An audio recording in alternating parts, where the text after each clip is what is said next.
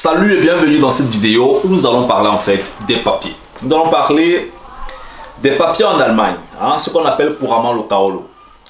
C'est une thématique qui est assez intéressante. Je t'invite à écouter cette vidéo jusqu'à la fin parce que si tu t'intéresses à l'immigration, si tu veux vivre en Allemagne ou bien si tu suis cette chaîne en étant en Allemagne, à un moment donné tu vas te poser la question sur les papiers. Est-ce que je dois devenir allemand sur les papiers ou alors je dois rester camerounais sur les papiers? Parce qu'il faut faire la différence entre devenir allemand sur les papiers et être allemand. Parce qu'il y a beaucoup d'Africains, beaucoup de Camerounais aussi, parfois on leur demande qui est-ce que tu es et dit qu'il est allemand. Alors que sur sa peau on voit qu'il est africain.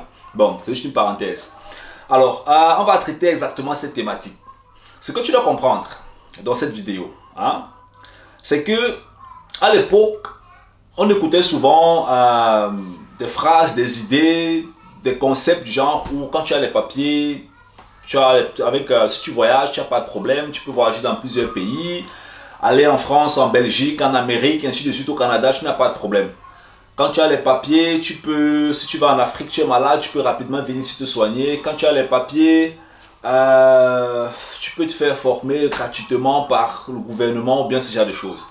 On nous présentait beaucoup plus les papiers européens, les papiers allemands, notamment parce que je vis en Allemagne. On nous présentait les papiers allemands avec un focus dépensif. Donc ça veut dire que les papiers voyager, c'est pour dépenser. Les papiers, si tu es malade, on peut te soigner, ok, ça c'est un bénéfice aussi. Les papiers, le gouvernement peut te former des aides sociaux. Certaines personnes disent même souvent que quand tu as les papiers, le gouvernement peut te prendre en charge, tu n'as plus de travail. Ou bien si tu as les papiers, tu peux rester chômeur, le gouvernement te prend en charge. Il y a tellement de théories en ce qui concerne en fait cette question des papiers. Moi je vais te dire une chose dans cette vidéo, si tu veux prendre les papiers pour devenir paresseux, je ne sais pas si ça va fonctionner, je ne sais pas si c'est une bonne chose, ok? Tu dois réfléchir à ce qui concerne les papiers pour progresser. Les papiers te donnent une certaine crédibilité, ça te donne un certain pouvoir qui va te permettre en fait de faire certains investissements. Ça c'est une autre facette des papiers.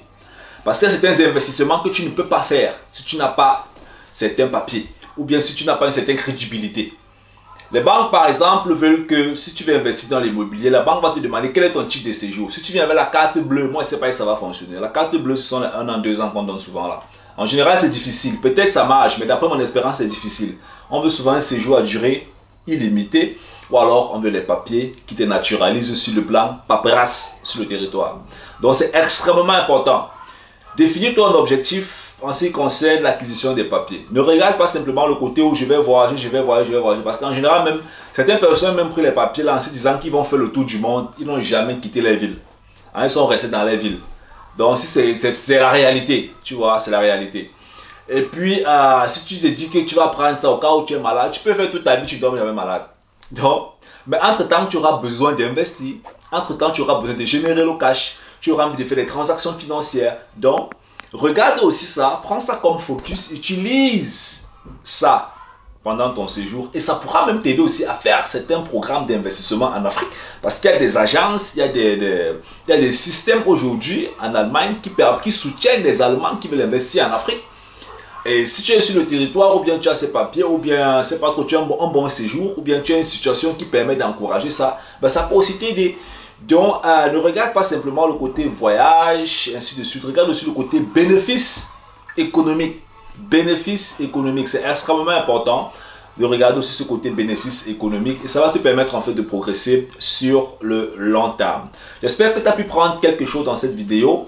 Le message en fait, je ne suis pas en train de te dire de courir partir prendre les papiers ou de courir ne pas prendre des papiers. En fin de compte, c'est à toi que revient cette décision. Je t'ai présenté les faits tels qu'ils sont. Par rapport à tes propres objectifs, dans ta propre vie, tu vas déterminer qu'est-ce qui sera intelligent pour toi de faire. On est ensemble, on se prend dans la prochaine vidéo. Ciao, ciao.